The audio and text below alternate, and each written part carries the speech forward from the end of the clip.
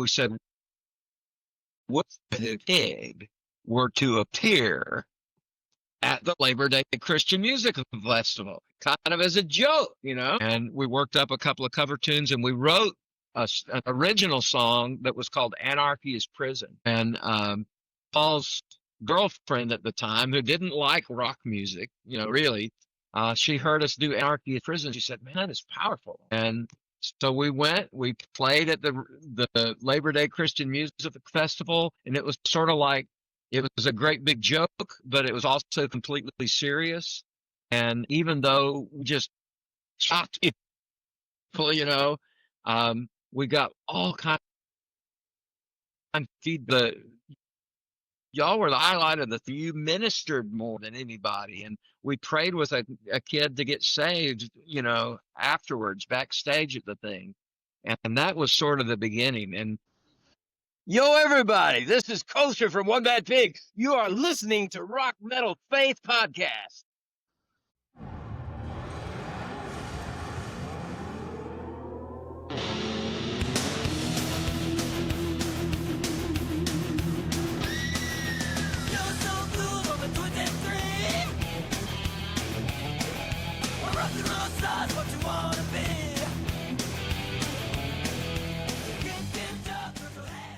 All right, welcome to the Rock and Metal Faith Podcast, where faith and music collide.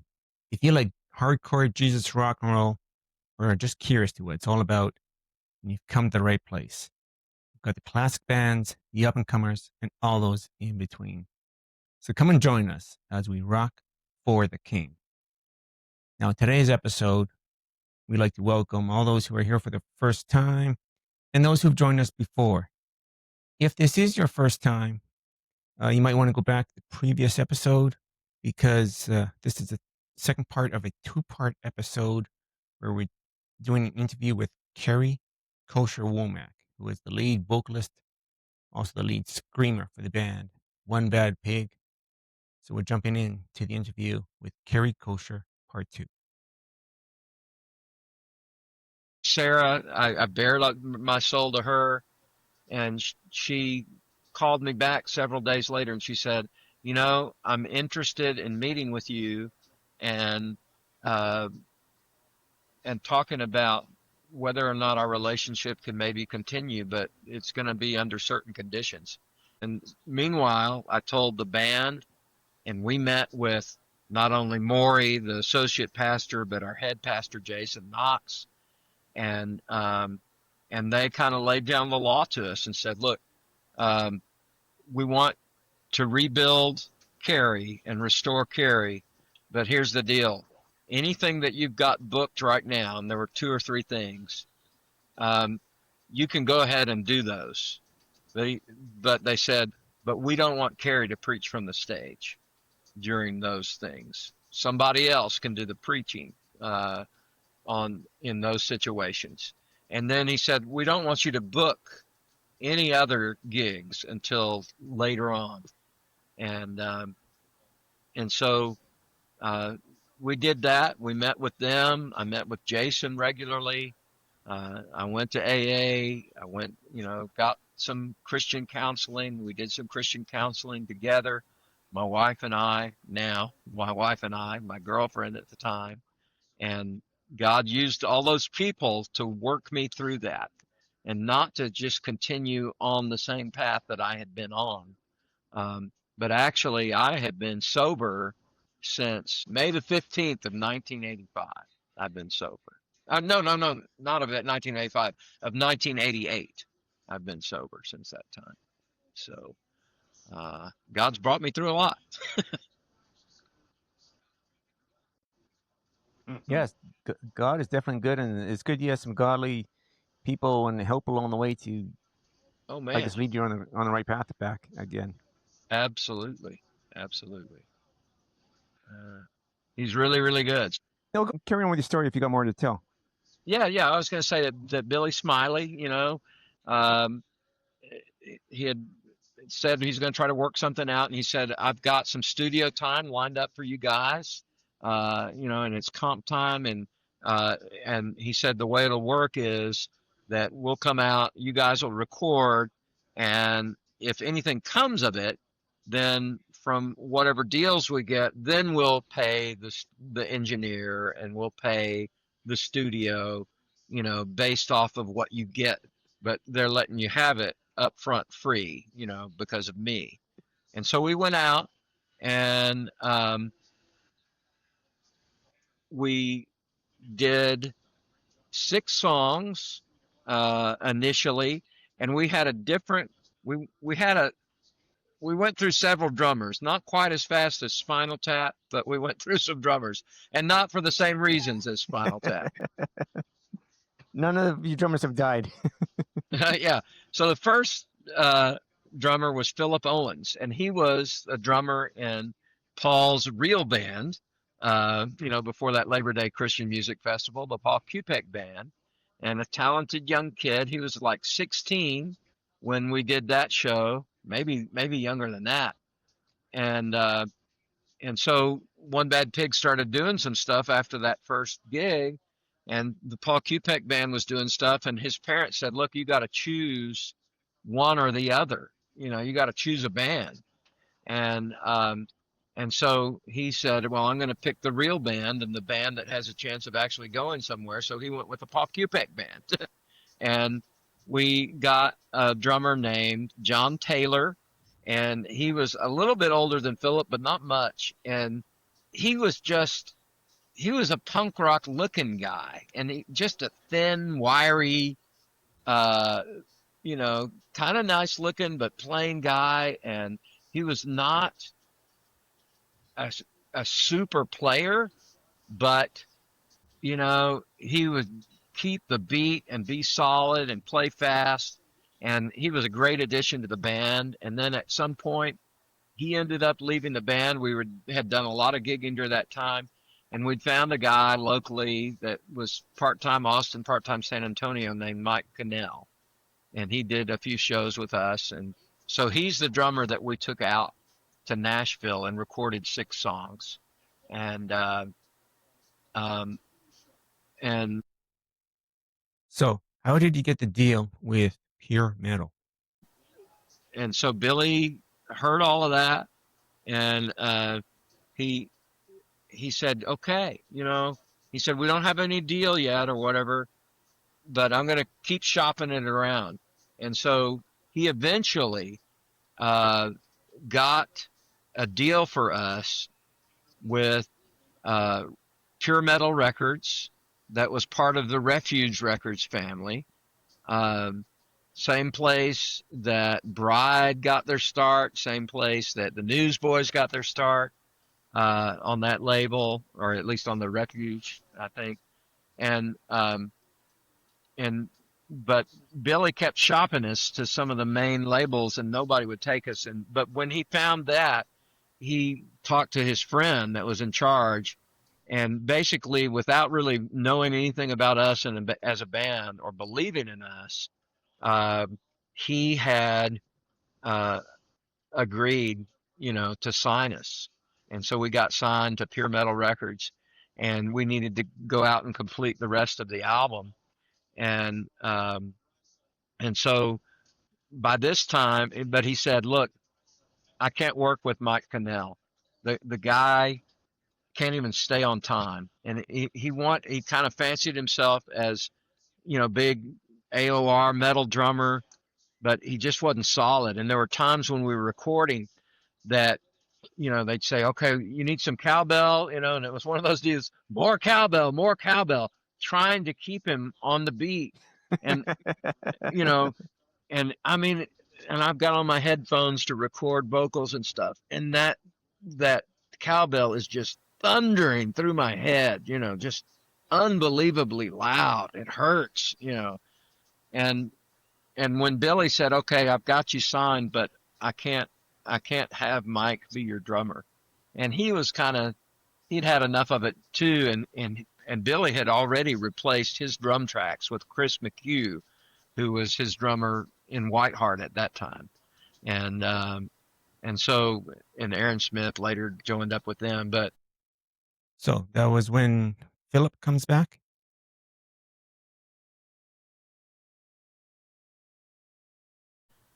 so when we came back to Philip Owens and said, hey, would you be willing to do this? And now that we're going to be a real band and that we're signed, he agreed to do it. And when we got out to Nashville and began recording the next songs off of that first full album called Smash, Billy was blown away by Philip. He loved his drumming, and he's really featured well on some of the songs on that album. So that got us into it, and that's when we started out. And we would go and play a couple of shows on the weekends, a couple of times a month, and that's sort of what it evolved into at that time. And we'd go to anybody that would have us, and they were mainly Christian shows and occasionally a secular show or whatever that we would play out, as well as still playing occasionally around town. That's what got us going. Wow. That's great. Actually, one question I do want to get into, or one song I want to get into, is your cover with Johnny Cash. How did that come Absolutely. about? Yeah. So on the Smash album, and then I guess, let me give you two other stories. I'll get to Johnny Cash. So when Sure. we recorded that EP in '86, a Christian band, and that's when it was released. And we got invited, based on a demo tape, to come to the Cornerstone Festival and play a late night stage. And at that time, Cornerstone was still in Grace Lake, Illinois, at the like county fairgrounds, and there were these great big old barns for livestock and that kind of thing, and that's where the late night shows were.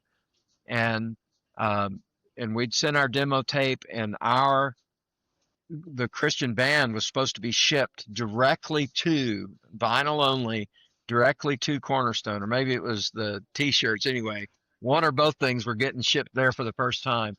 But when we arrived at Cornerstone '86, we saw signs up everywhere that said "One Bad Pig," and had the time of our show, and had slogans and stuff like that. And some of the people at Japooza had fallen in love with our band, and so they were promoting it heavily everywhere. And so that barn, when we played that first night, was just packed out. And Glenn Kaiser from Res Band and John Trott from Cornerstone Magazine both came into that barn, and they saw us perform and just how sweaty and wild and manic and frenzied and crazy it was. And they said they heard the song Six, where the band is just going full blast, and then it stops, and then I am screaming and writhing on the ground. And they said they just fell down laughing. They fell down laughing and laughing so hard, and they had to run outside into the grass and fall down laughing, And so that was a great highlight. So we do that happens. A couple of years later, we're signed with Pure Metal. We do the thing with Smash, and with the next with Swine Flu, and Billy pulls in a lot of special guests on those albums. We have Bob Hartman from Petra. We have Phil Keaggy from from Phil Keaggy, and we have Jimmy Lee Sloaz, and we have and we have Dan from Whiteheart, Dan Huff on guitar, and a bunch of other people, Tommy Sims doing a rap on all of these albums. And so when we did Ice Cream Sunday with Billy, the band said, we want this to be our album. We don't want to have all these guest artists, and we want to play all of our stuff on this. And then our A&R guy, Mark Maxwell, came to us and said, what would you think if we could have like one special guest shot? And we said, okay, yeah, that might be cool, to just one special guest on this album. And he said, now, I don't know how you guys would feel about this, but I know some people that know Johnny Cash and know the people that work with him. What would you think of it if we tried to work something out? And we said, yeah, that would be really cool. That'd be awesome. And so uh, when we were doing the recording sessions for those tracks, which was all us, um, and doesn't have a bunch of the big guest, spots on it. Um, we had worked out, or Paul Kupek had worked out an arrangement of Man in Black. And so when we were cutting all the tracks, we cut it in the studio and we cut a scratch vocal of Johnny's part. Um, and I did mine like we thought I would really do it. And then I did a scratch of the parts we thought that he would sing. And I ad-libbed some stuff at the end saying, you know, you're not, I'm the Man in Black, not you. And I'm saying, oh, excuse me, Johnny, this kind of stuff. And I'm saying sort of self-deprecating things, but I'm also having in my scratch vocal, I'm having Johnny saying, I'm the real Man in Black, kid. What are you? You're just a pretender. Or, I don't remember what the things were. Did you know if Johnny Cash would do the collaboration with? We finished recording that. We still don't know if Johnny's going to do it or not. And it turns out that John Cash Jr. is having his 18th birthday party. And it's out in some club out in the hills outside of Nashville, out in the boonies somewhere. But it's this huge place. It's got a couple of different stages on it. And one of the stages is in an amphitheater kind of thing. I mean, it's indoors, but it's got like theater seating. And it's kind of V-shaped going down. And the stage is at the bottom. But when we went and so the other guys had been mixing all the different tracks while I had gone back to Austin. I'm working my regular 9-to-5 job because I've done my vocals and Kosher's part is done. And so this birthday party comes up and we hear from Johnny's agent that maybe we could come to the birthday party and meet Johnny at the birthday party and ask him about being, doing the guest spot and duet on Man in Black. And so they flew me from Austin back to Nashville to do this. And somewhere in that mix of thinking about this possibly being a reality, I had read a novella that Johnny Cash wrote called The Man in White. Of course, he's famously the Man in Black. And The Man in White was about the conversion of Paul. It was about what his life was like as a young Pharisee and his passion for the faith. And of course, Johnny ended up doing some Billy Graham crusades, but Billy Graham called it the best fictional treatment of the life of Paul that he'd ever read. And I don't know how many there were, but that was a thing, a blurb on the book, and I read it, and it was really well done book. I would recommend it to anyone. But it had kind of a long introduction, and Johnny talked some about his spiritual journey there, and he talked about how important his older brother was that died unfortunately early, and how he felt like he was kind of visited by his brother somehow. But he talked about how his faith became real to him and how he began to then research later in his career this book about Paul and wanted to really get it right and all that the Lord had come to mean to him. And I was really touched by that and his effort, his desire to communicate that to people and to his fan base and that sort of thing. And so I wrote him a long letter about what our vision and purpose was as a band and how we saw our ministry and why we wanted him to be a part of it and why we wanted to maybe have his participation be a bit of a springboard to get us the opportunity to share the gospel with more people in a language they could understand and that sort of thing. And I'd handwritten out this letter and I brought it with me. So you go to this party in hopes of trying to meet Johnny? We show up at this birthday party out in the boonies, and it is wild. It is packed to the gills, and it is solid cigarette smoke everywhere. And there's royalty from the worlds of R&B and blues, and especially country and bluegrass music. Bill Monroe is there. A bunch of the Oak Ridge Boys are there, and that kind of thing. And we get asked at one point if we want to go down to that main stage. There's the smaller stage back to a part of the building I never even got to it was literally a place where you had to kind of, shoulder your way through to get through the crowd. It was just so incredibly packed. And um, we got asked to do a few songs at one point down on that stage and using some of other people's instruments, and we really butchered it. It was horrible, especially me.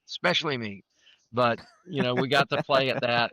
But all of these great musicians that were really, just playing and having a good time playing with one another. And so the hour comes when Johnny and June and their band are going to perform.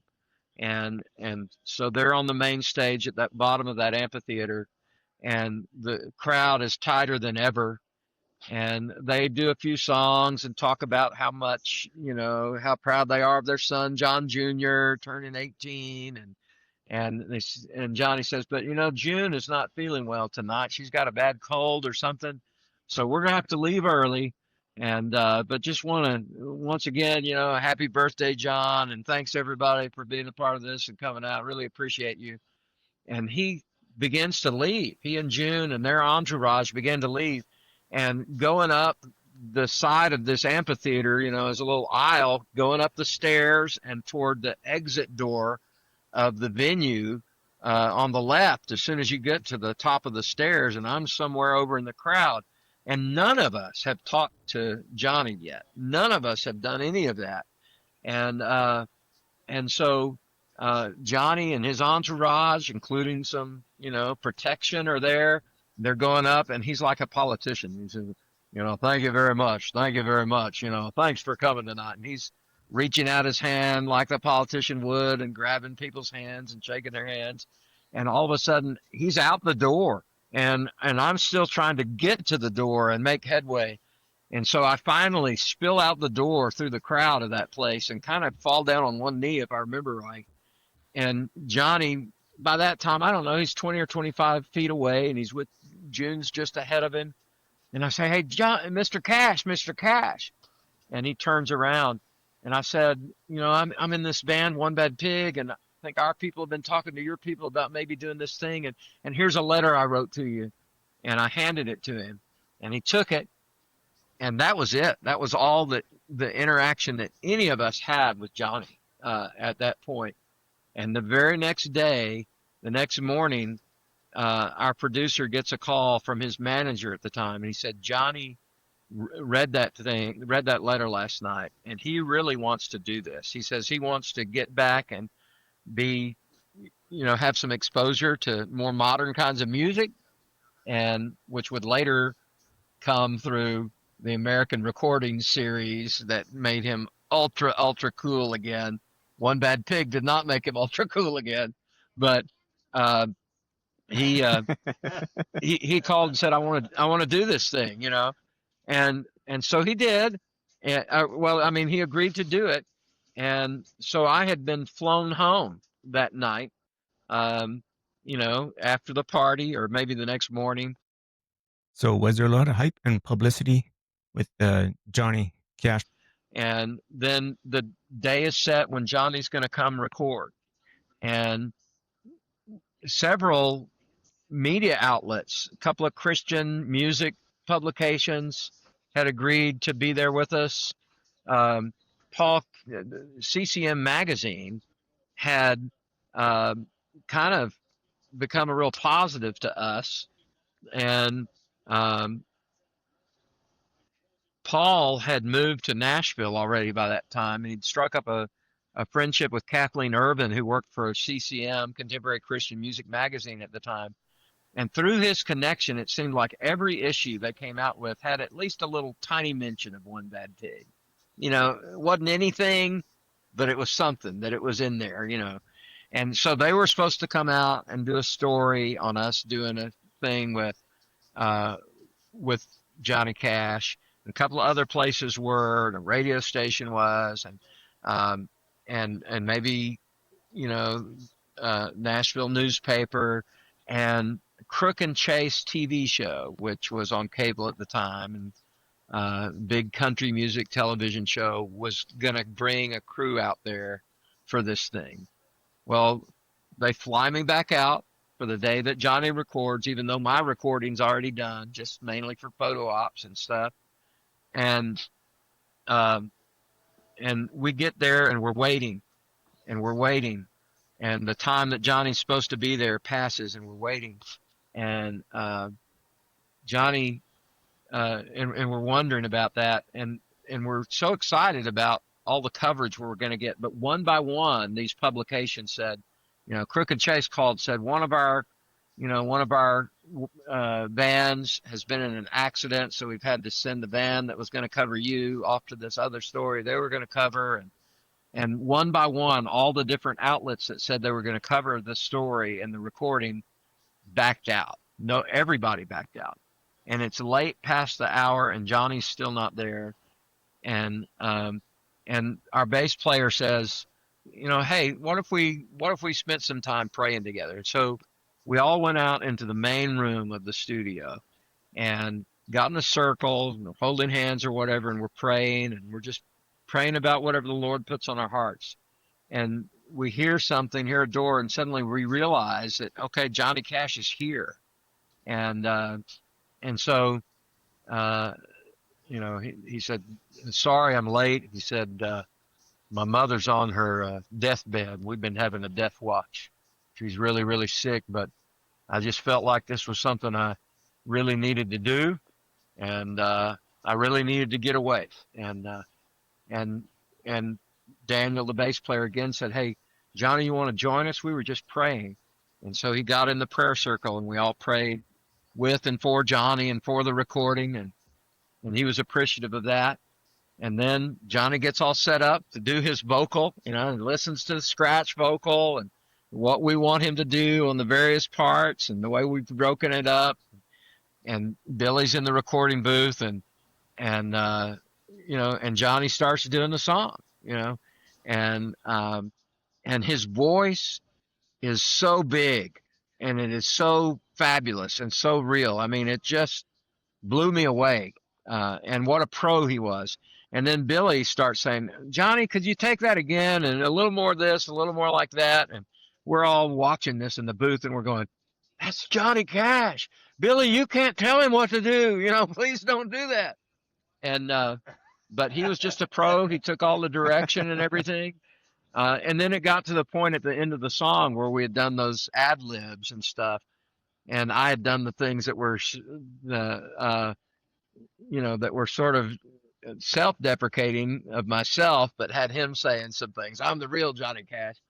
And so one of my ad libs is, excuse me, Johnny, I guess that's you. And he does, no, that's all right. We're all in this together if we're in it at all, and so he said things that were complimentary, and he said things that we're all in this as one, and we're part of the body of Christ, and we're getting the message out to people. And then, and he was just a pro. He did that. And then afterwards, we went out back of the studio, and there's some shots of him shooting silly string at us, because people always shot silly string at our shows. And, then he was off, and that was that. And it was just awesome. And I was on the way home on the plane that night, and I was reading my Bible, and I was thinking about, the great opportunity. We were going to get to be on TV, and we're going to get to do this and to do that. And later on, there was some talk of, maybe we can get you to be on the Tonight Show with Carson and Johnny, which never materialized. I don't think it ever came close to materializing, but even the coverage we were supposed to get that day that we didn't. And I'm reading in my Bible, and it's in the Gospel of Mark, and it's at that point where Peter protests the crucifixion of Jesus. And Jesus says to him, get behind me, Satan. You're more concerned about the things of man than the things of God. And as Jesus says that to Peter in Mark's Gospel, I hear the Holy Spirit saying directly to me, get behind me, Satan. You've been more concerned about the things of man than the things of God. And the Lord just kept pouring stuff out in my heart. And I don't know that I heard that. Well, I'll just say, when I read the words on the page, I heard the words go straight to my heart. And then the thoughts that the Lord gave me at that point was, you know, you wanted this, you know, you thought that I needed this to make me famous. You thought you needed to get the gospel out on the Crook and Chase television program, and you needed One Bad Pig to have a bigger platform. He said, I put this together today so that you could pray for one of my children. That was it. I'll never forget that. I feel chills going down my Right. spine Yeah. again as I tell that story. That's what it was about more than any, you know, I mean, God did different things with it. It's a story you asked about, but that's what it will always mean to me. And it showed me something of God's great love for all of us that are His. And there's the Johnny Cash Amen. story. Yeah. No, that's great. That's a great story, and I think that Yes. song came out great, actually. Yeah. Yeah, it did, didn't it? It was awesome. I wanted to ask you, Carey, about the singing that you did with One Bad Pig. It was It was a lot of screaming, right? Oh yeah. Oh yeah. Yeah. It was a lot of. It was hard to do. How did you? And you know, especially if we had been a real touring band where we played six you know nights a week or something like that, it wouldn't have happened. You know that you know our deal where we ended up playing you know 2 or 3 gigs every 2 or 3 weeks was about the max that my voice could handle. And sometimes I handled it better than others. Part of it was me learning how to do it, and part of it was, you know, how good were our monitors and stuff, so I could find out, you know, how much, you know, what I was doing, and could hold back enough, or you know, that sort of thing. Sure. But it was rough. And there are times in the studio where my, especially with really high squeals and things like that, my head was just pounding, pounding. But the time that my head felt best during that time was when I was actually screaming. You know, it's all right, let's do another take, you know, and there it would go. So, Like the I mean, me and Aaron were talking about while we were waiting for you about the yelling part of it and how Michael Sweet is one of the guys that he just seems to do it effortlessly, right? He could just stand there and scream. But I've yeah, heard you and you were like, wow. I mean, yeah. like that must have taken a lot out of you after you did that song. Oh, it did. It did. For any of those songs. I mean, yeah, yeah. It did that a lot. And, you know, I tried to learn how to hold it back, but I don't think my voice has ever lasted great through any show, you know. And drink a lot of water and drink a lot of stuff to try to soothe my throat, and go from there. Take advantage of a break Yeah. in the show when I've got one. Be sure to drink something. And yeah, that's that's how that was. And more recently, when we've done shows recorded, yeah, I've done all. Was there like one or two songs that you really enjoyed? Like you knew they were coming and you were extra pumped up to sing it or scream it? Oh Sorry. yeah, Red River was a song we loved to do, and Isaiah 6 was always a song that we loved to do. You know, from the earliest days. And one of the reasons that we did, I think Red River was one. It had great visuals in it when we did it live, and I could sing it well, usually, depending on how early it came in the set. And it was just a powerful, good rocking song. And Isaiah 6, just because it was such a powerful song. And you know, I think there are times that definitely the Holy Spirit was falling on the crowd when we would do Isaiah 6. And I think you can see in our live video from Cornerstone how just a hush falls on the crowd during the quiet parts of Isaiah 6. So those are two big ones that we love doing. Looney Tune is a blast. And Billy did not want to do that song. He said, this is too corny, too cheesy. We cannot get away with that. And we said, people love this song. You've got to let us do this song. And he did, and it has continued to be that way, you know. So we love those songs. Take a Look at Yourself is just a fun jamming song. Um, gosh, um, love some of the new songs. Red, White, and Blue, uh, and You're a Pagan was fun because of the crowd reaction. Hey Punk was fun. Judas Kiss. I mean, there's so many of them that were a blast to do that people really enjoyed. So, Never Forget the Cross was a big Talking one. about corny songs or maybe fun songs, where did Pad Thai come from? So that was from, so Billy, when we would go to Nashville on these recording trips, you know, would introduce us to whatever he was into eating at the time. And so I think our first trip, or maybe it was our second trip out, he took us to this Mexican place that he thought was great. And we're from Austin, Texas, where there's real Tex-Mex. And we thought it was the most horrendous Mexican food we'd ever eaten in our lives. It was horrible.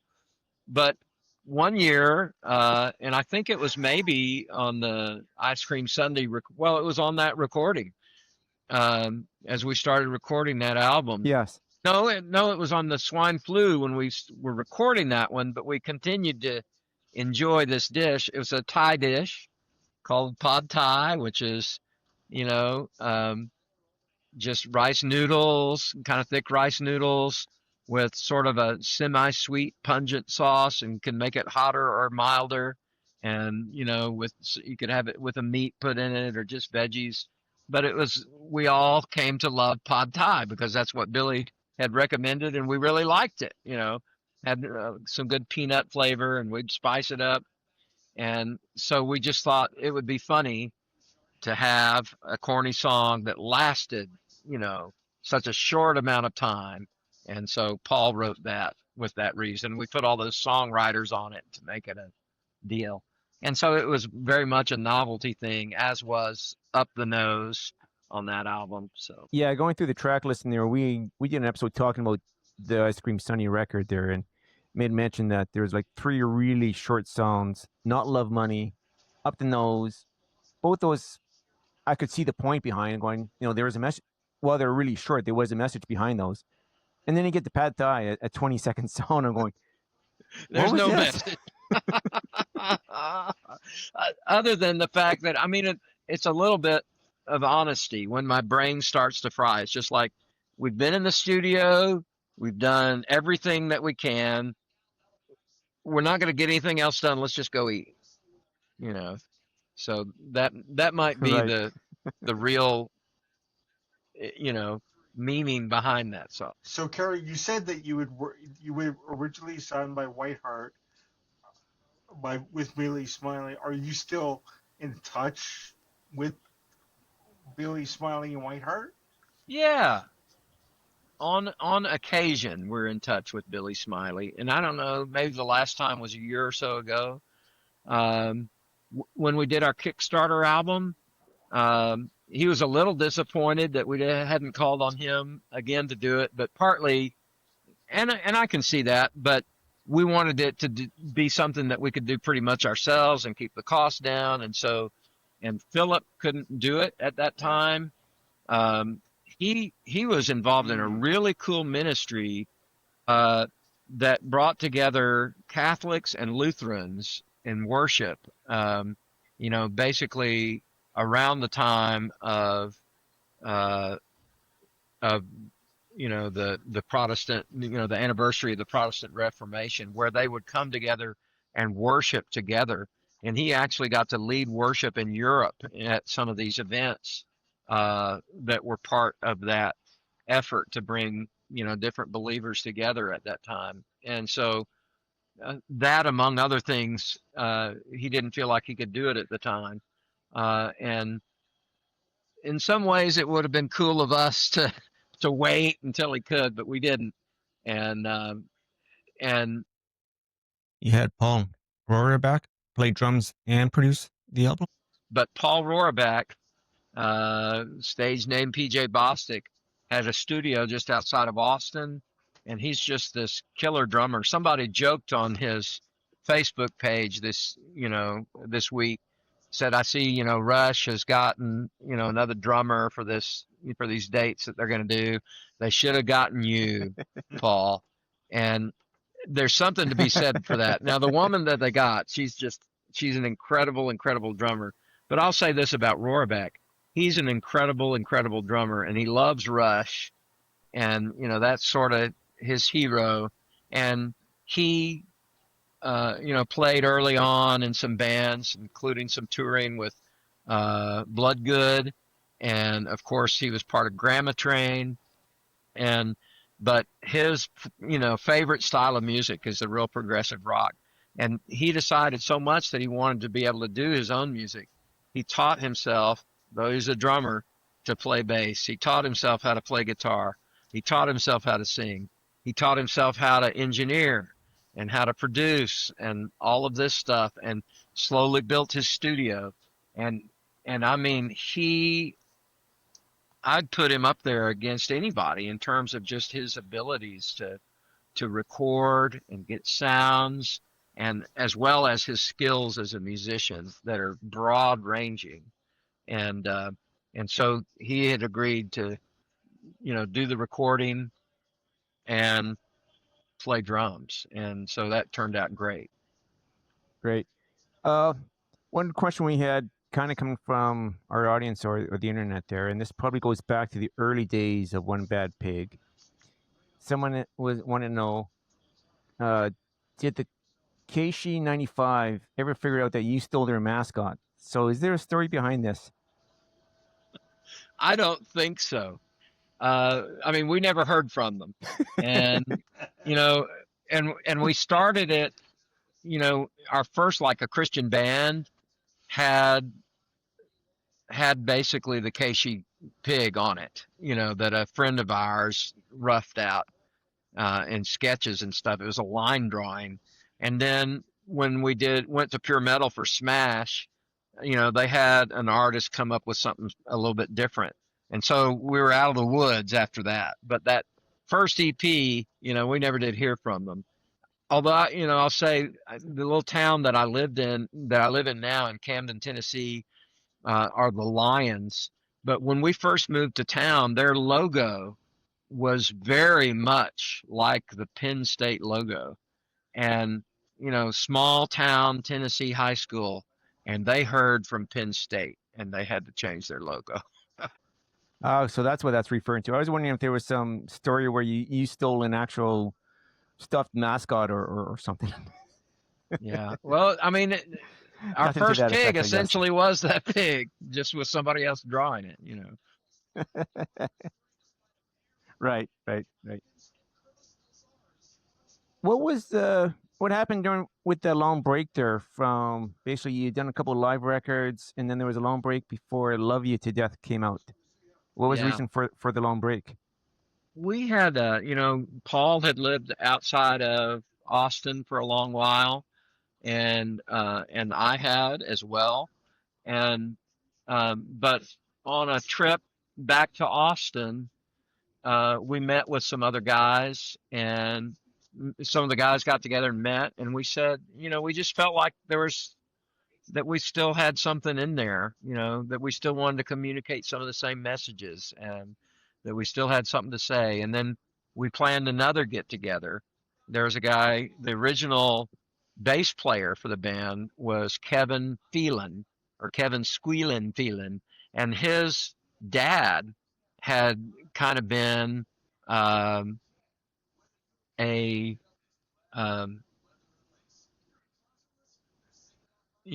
fan of the band and follower of the band all the time, and he decided that he would put together a self-published book about One Bad Pig.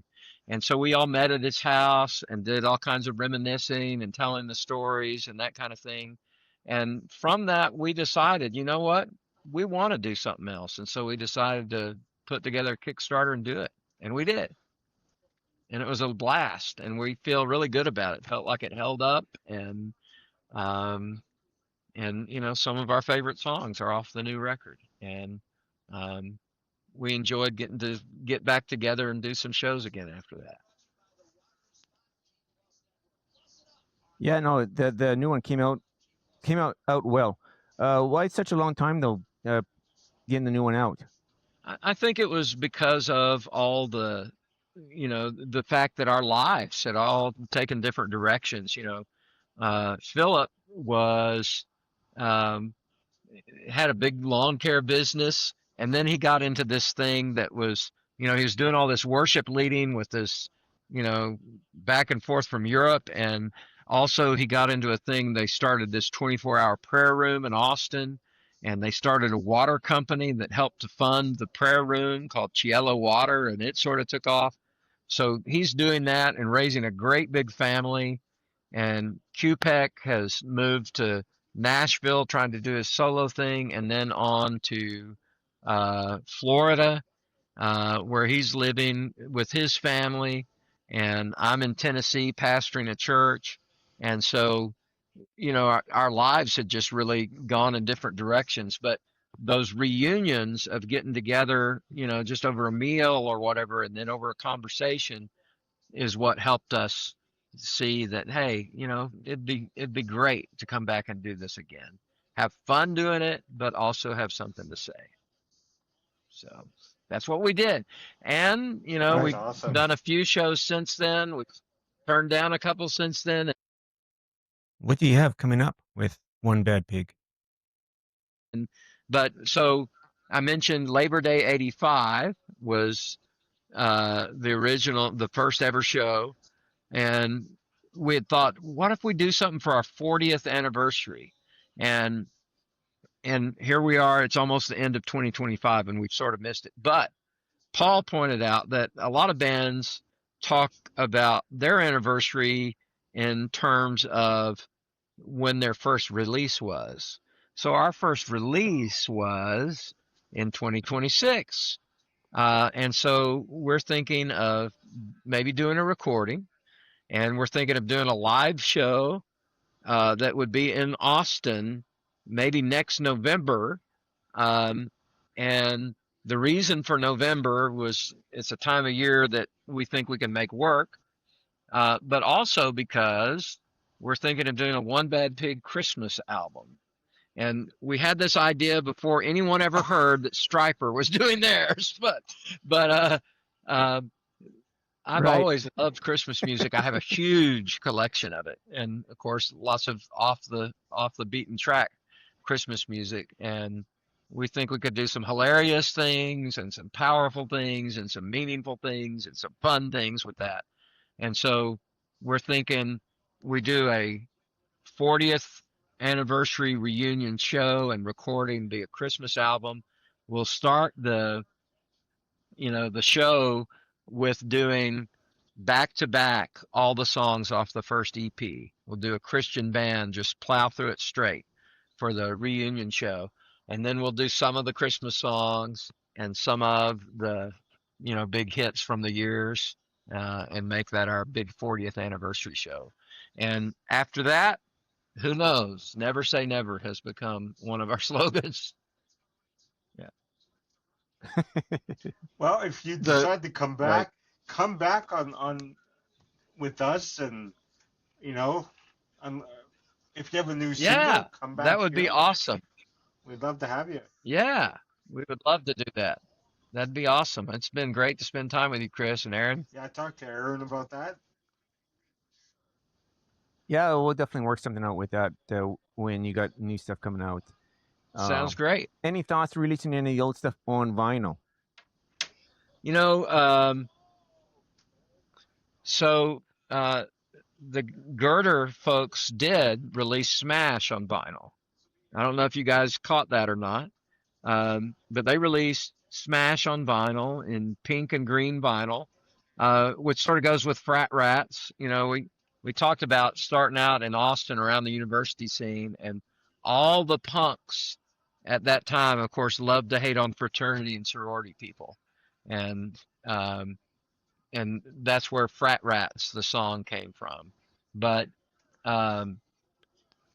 so pink and green were the big fraternity colors. That's where the swan, the colors for the vinyl came out. But I think, what it would take is either a Kickstarter or something. Maybe that would, that could be a possibility with the Christmas album. If we were to do a Kickstarter, I noticed like the band, the choir's doing a Kickstarter right now, and they're coming out with a brand new double album. But they're also going to put on vinyl one of their previous albums. So one thing that could be kind of cool, and I'm having this idea right now, is when we do our Christmas Kickstarter, if we made like a, maybe one of the additional tiers, one of the additional rewards that gets added or something like that, doing a vinyl of Ice Cream Sundae or something like that, where because it's never been on vinyl anywhere. Swine Flu came out on vinyl in the UK and Europe, but never in the States. But Ice Cream Sundae's never been on vinyl anywhere, so that's a pretty good idea. And the other thing I would say is, besides us doing a Kickstarter, is for people to contact Girder and people that do reissue kind of stuff and say, we got to have more One Bad Pig, and if they hear enough demand, then they'll contact us again and say, hey, can we put out one of the other records on vinyl? And we'd love for them to do that. Have you put all of your stuff from One Bad Pig on social media? Like, if somebody is wanting to check you guys out, are they on Apple Music, Spotify, that kind of thing? I think they're on a lot of it. Yeah. I've definitely been able to catch most of it on there. There might be some that's not, but some definitely is. Cool. All right. Maybe one last question. You've worked with a lot of guys over the years. Is there anybody you would like to work with? Maybe do one big jam with? Oh boy. We're dangerous for real musicians, and I actually, the other guys in the band are real musicians, but there's so much mayhem, but gosh, doing some stuff with Bloodgood was great. We got to do some stuff, and I was so impressed. We did a show. We opened in Oklahoma one time for White Cross, and Rex told Paul that he really liked the sound Paul was getting out of his guitar, and it was this little tiny Peavey amp was all that he had, and it was mic'd, but Rex really liked the sound that Paul was getting out of that thing. I can see Rex and you guys doing a good song. That would be awesome. Well, that would be cool, and just have him burn all the way over the thing, kind of like, we've never really had that type of a shredder on the track. Really closer to that would be Dan Huff from Whiteheart than Kagi or Bob Hartman, because they both have their own kind of vibe that's a little different. It's not the metal shredder vibe. I mean, they're excellent players, great players, but we hadn't had anybody quite like Rex for sure. That would be cool. That's a good answer. And of course, we got to do, Les Carlson did the vocal with "Get Your Hands Dirty," and that was a lot of fun. So, maybe some of the other great metal and etc. alternative Christian vocalists, doing a duet or something would be fun too. So. All right. Well, good. Thanks for your time. I think we'll let you go. Yeah. All right. Hey, if you get a chance and you talk to Whiteheart, you could point Whiteheart our way. All right. Okay. Yep, I will. I'll reach out to Billy and. All right. Well, good. Thanks for your time. I think we'll let you go. Yeah. All right. Well, thank you guys. I've really enjoyed it.